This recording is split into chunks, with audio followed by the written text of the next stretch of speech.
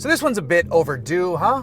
Toyota has an all-new Tundra, and we've come to San Antonio, Texas to learn a lot about it, and there is a lot to unpack. And the timing is ready because Ford is out there with an excellent all-around F-150. Chevy has finally updated the much-needed update to its interior of the Silverado, and Ram has one of the best riding vehicles in the segment. Does this new Tundra have what it takes to compete in a hotly contested truck market?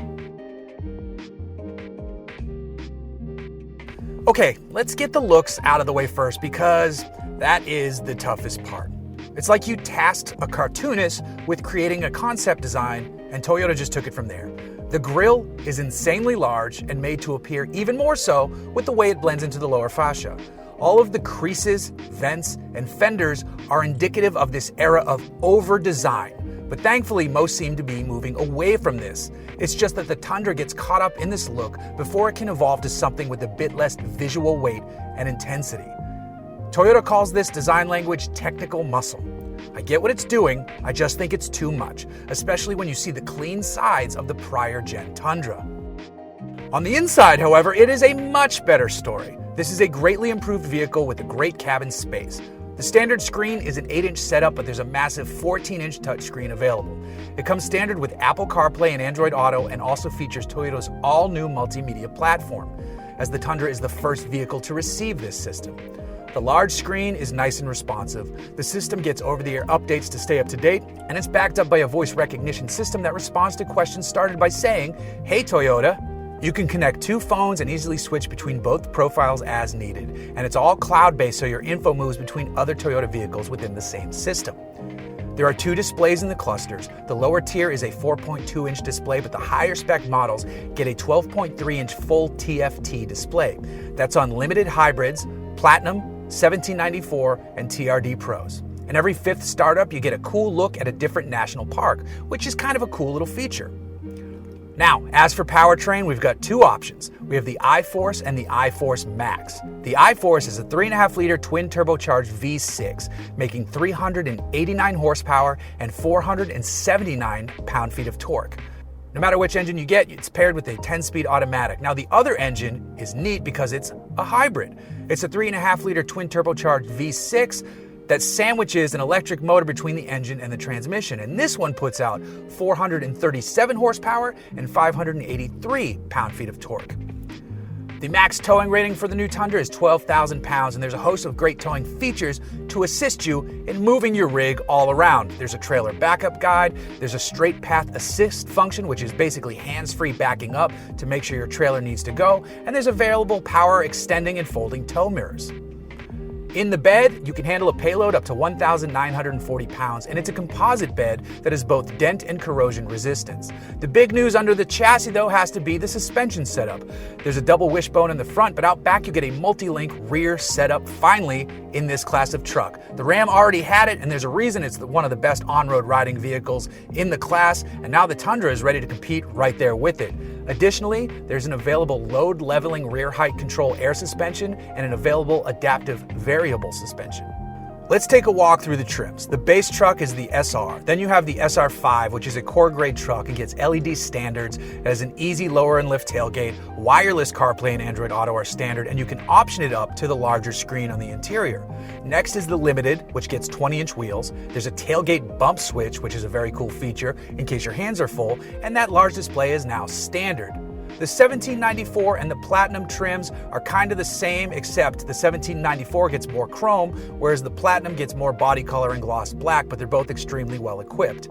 Finally, the big dog, the TRD Pro. Forged 18-inch TRD wheels, TRD Pro suspension, Fox coilovers and rear remote reservoir shocks, TRD Pro stabilizer bars, an aluminum front skid plate, dual exhaust tips finished in a black look, there's a light bar in the grille, multi-terrain select, crawl control, a locking rear diff which you can use in 4-low, all the good stuff. Now, you also have an available TRD off-road package, which is offered on the SR5, the Limited, and the 1794, and that adds in that crawl control, multi-terrain, and the locking diff. As for body configurations, there's a double cab, which is offered on the SR, SR5, and Limited, and then there's the Crew Max, which you can get with a 5.5 or 6.5 foot bed. The 6.5 foot bed is offered on the SR5, Limited, Platinum, and 1794. The TRD Pro, however, is only Crew Max, and it's only getting the 5.5 foot bed. The new Tundra goes on sale in December of this year. That's for the regular, non-hybrid versions. Those fitted with the i4 Max hybrid system will hit dealer lots in spring of 2022. So we've got a whole slew of Tundra flavors to experience today. On my brief drive from my hotel to this area where we're staging for all the different drive events, Lynn, my compadre from Kelly Blue Book, and I were in the new TRD Pro, so got to experience that on the road. I'm going to drive it again in the off-road in a little bit, but for now I am in a Limited hybrid, which should be a fairly popular spec, I think. Limited gas and SR5 are probably going to be the most common ones you see out there, but I think a Limited hybrid is probably going to sell well as well. And that's because this is a pretty good, seamless option for the truck. And I think when people see the power figures, they're going to go like, oh, well, more power equals more better. And there's some truth to that for sure. The regular V6 engine, though, is a strong option as it sits, but this one is a good place to be. It's a nice driving truck. And then the hybrid just adds to the experience without overwhelming it or dominating it or making you feel like there's more going on than there needs to be. It's a power adder. So this truck does have the hybrid. In the nose is a 3.5 liter twin turbocharged V6 engine. In between the transmission and the engine is basically an electric power generator, and then the nickel hydride battery lives onto the back seat back there. This gives us 437 horsepower and 583 pound-feet of torque, and that torque is available from 2400 RPM on up. So that's pretty good. The driving experience is really good. They really did a wonderful job switching this over, updating the rear suspension to a multi-link setup, and it shows because the on-road manners are fantastic. A lot of times when you get into full-size trucks, if you have nothing in the bed, the ride can be a bit on the bumpy, jarring side. I mean, there's ways to mitigate that with these modern trucks, and it goes a long way. But there is no replacement for when they switch out to a multi-link. The Ram is a great example of that. That ride has been best in class for a while now. But here's the Tundra ready to compete right with it in terms of best in class on-ride comfort and feeling and handling and all that good stuff. Toyota nailed it with that one on the new Tundra. The engine is nice and responsive. It's got a good tone to it. I generally don't enjoy the noise made by turbocharged V6 engines. I think they're usually just kind of boring, to be honest, but thankfully this is a truck. They know people want to hear their truck, and when you dip into it, there's a good tone there. It's not overwhelming, not that you would expect it to be, because again, it's a twin turbocharged V6. It has to send the engine power through that electric motor, through the transmission, out to the wheels. But the noise, it escapes through the turbos a bit better than I would have expected. The on-road manners here are excellent, and that's probably going to be the biggest takeaway from this truck, besides the cabin, the comfort of the cabin. These seats feel fantastic. There's plenty of room in this Crew Max pickup truck back there. Everything feels nice where you touch it. Some areas are a little plasticky, but this is a truck again, and it's not like some crazy Ford King Ranch edition thing, which is a bit over the top. The switchgear feels good. I like that they have toggle switches for the HVAC controls. The screen itself, big, bright, easy to read. There's a light mode and a dark mode, which I appreciate. This lets you choose between those. Everything in here just works really well. The sight lines over the hood are great. The brakes feel perfectly adequate. It's just all well built and well engineered, and it seems to be that way across all of the trim lines. So I told you earlier that the Tundra is really good on-road, and it is exceptionally good on-road in its segment. I'm also here and happy to tell you that it is pretty darn good off-road too. I've driven 3 trims on Toyota's off-road course here, and I've been surprised. The 1794, a Limited, and now the TRD Pro, which I'm experiencing this one pseudo live with you for the first time. But the other 2 did exceptionally well. The big news, I think, for the off-road bits is that this comes standard on the TRD Pro, crawl control, but if you get the TRD off-road packages on the other trims, you also get the crawl control, and it is so much better than it used to be or still is on the Tacoma. On the Tacoma, it sounds like you're breaking a dot matrix printer. On the Tundra, it's not. It's smooth and quiet and works well and just does everything you need it to do. TRD Pro gets all the goodies we already talked about. I really want to drive this in an environment that is a bit more aggressive. But before we get to the hill climb, I'm going to put it in neutral, slide it down to 4 low. There we go. And then hit the crawl control button. I'll do locker. Oh, I got to put it in drive before I can do crawl control and locker. And then I'm going to turn this camera around so you can see how steep. Here we go. Ready? It's in crawl control mode. You can adjust the speeds of the crawl control with a knob, which is also the sport drive mode selector or drive mode selector. So that's why it's being a little jerky right now, because we're doing this. So we straighten it out. Watch the rock on the left, like he said. And this is really steep. Give it a little bit of pressure and it's walking up.